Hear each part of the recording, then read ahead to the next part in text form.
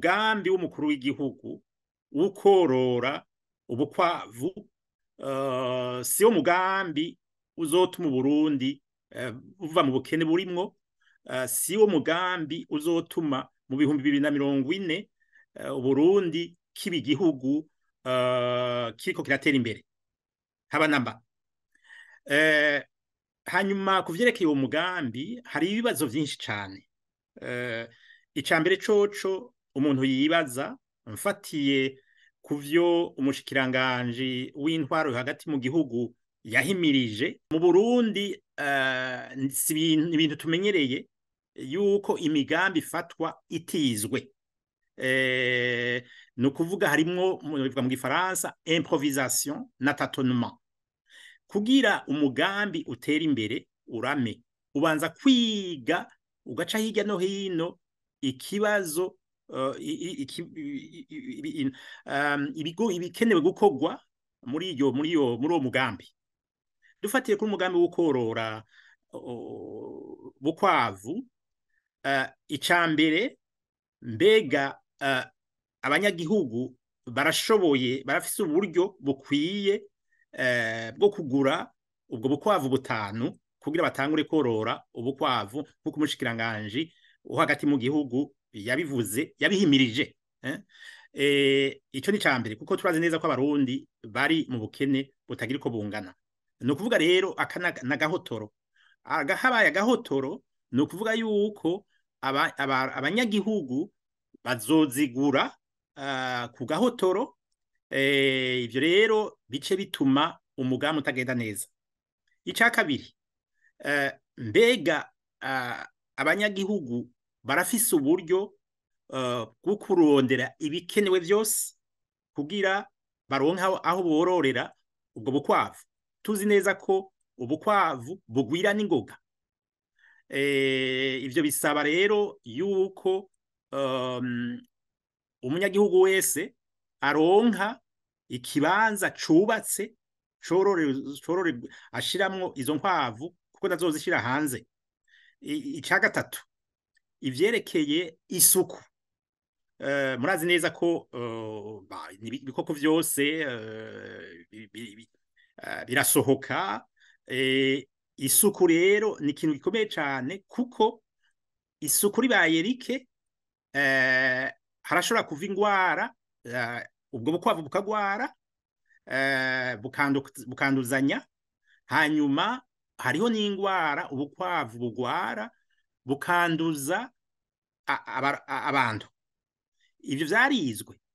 Ikindi mbega korora ubukwavu butanu ku muntu wese mu gihugu cose, ivyerekeye imiti yo kuvura ubwo bukwavu yarateguwe. Hariho abaganga b'ubukwavu ibikoko bakwiye mu gihugu kugira ubwo bukwavu bugwaye bushobore kuvugwa.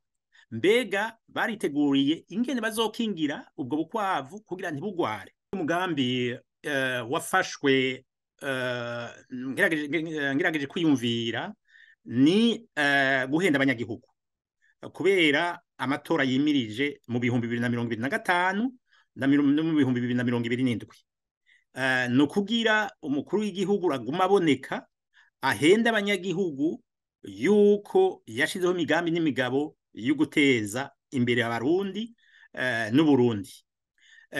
Uyu mugambi naho ivyo vyo nadondaguye vyose bizoba biriho, nta mu bihugu nzima jewe nta gihugu nzi cashize imbere korora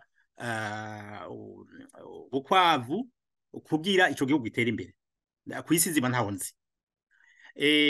Iyaba umukuru w'igihugu agomba ko Uburundi mu 2040 coba ari igihugu kiriko kiratera imbere, icambere cihutirwa aterezwa kumva abarundi kandi atezwa kumva igihugu gitera imbere kubera ubumenyi, kubera buba bufise incabwenge zikwiye zitorerera inyishu ibibazo bihanze Uburundi hamwe rero n'ubushakashatsi. Dufatire ku gisata c'uburimyi. Uburundi ni igihugu murabizi neza, dufise inzuzi nyinshi, amazi ni menshi cyane. Uburundi ni igihugu imvura igwa neza, n'itaguye hariho ibirimwa bishobora kurimwa mu mwonga.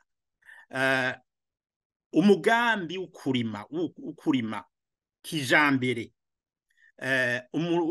nshaka kuvuga abarundi batarimisha isuka mugabo bakarimisha amamashini, kugira intara zose, aho barima ibiraya bakabirima, aho barima umuceri bakawurima, aho barima ibiharage bakarima ibiharage, aho barima ibigori bakarima ibigori.